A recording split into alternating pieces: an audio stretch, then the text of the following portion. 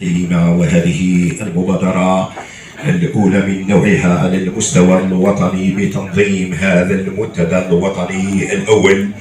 ننطلق مباشرة في أشغال هذا المنتدى. أدعو الأساتذة.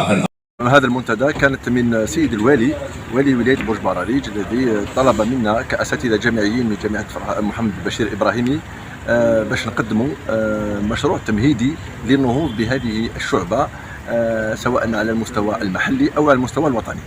فكانت هذه الفكرة لها صدى عند الأساتذة الجامعيين، وقمنا بإعداد هذا المشروع التمهيدي على شكل الخطوة الأولى هو هذا المنتدى. منتدى يكون فيه فاعلين اقتصاديين وفيه إداريين، دليل أنه يعني حضور مديرية العمل للغابات وحضور مديرية العمل في وزارة التجارة للجودة والمنتوج، وكذلك حضور كل من الفاعلين المحليين الفلاحين والتجار والمصنعين. هذا كلقاء أولي اللي هو في المنتدى، لكن احنا نطمح لأنه من خلال هذا المنتدى تم تنصيب لجنة لمتابعة وتجسيد توصيات هذا المنتدى.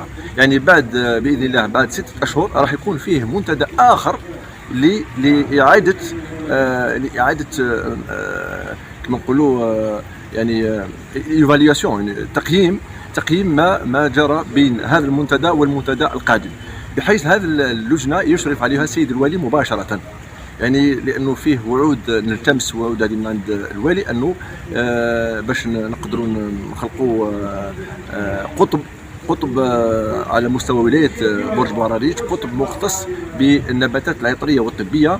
كذلك معناتها جمع الأعشاب، لا قطب صناعي جمع الأعشاب وتحويلها وتصنيعها وتخرج على شكل منتوج نهائي يعني للمستهلك. قطب مختص بالمكملات الغذائية ومواد التجميل والصيدلة النباتية. كذلك هناك يعني نقدروا نقولوا لها كمشروع أنه فيه مخبر يكون مخبر وطني على مستوى ولاية برج براريج، بحكم أن ولاية البرج راهي في الوسط، أنه كل الولايات يمكن لها باش تتواصل مع هذا المخبر، وهذا المخبر هو اللي يضبط الميكانيزمات بين كل مرحلة ومرحلة، من مرحلة الإنتاج عند الفلاح إلى مرحلة لا كوليكسيون يعني تجميع المادة، إلى مرحلة التصنيع، إلى مرحلة التسويق. كل هذه المراحل تخضع إلى تحاليل عميقة جدية لإخراج كل منتوج باش يسموا هذا المخبر راح يكون مخبر اكريديتي بار لي زورغانيزم انترناسيونال. هذا الشيء راح يسمح لنا باش نسوقوا المنتوج تاعنا سواء على المحلي او الانترناسيونال، وهذا لانه عائق كبير انه المنتجين المحليين ما يقدروش يسوقوا المنتوج تاعهم على المستوى الخارج الوطن. وفي العكس انه رانا نستورد حوالي 98% من الماده اللي رانا نستعملوها في المكملات الغذائيه والصيدله النباتيه والتجميل مواد التجميل 98% هي مستورده، يعني مش منتج داخلي.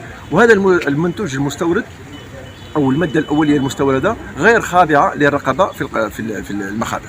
اذا احنا هذا المخبر راح يراقب حتى الماده الاوليه المستورده.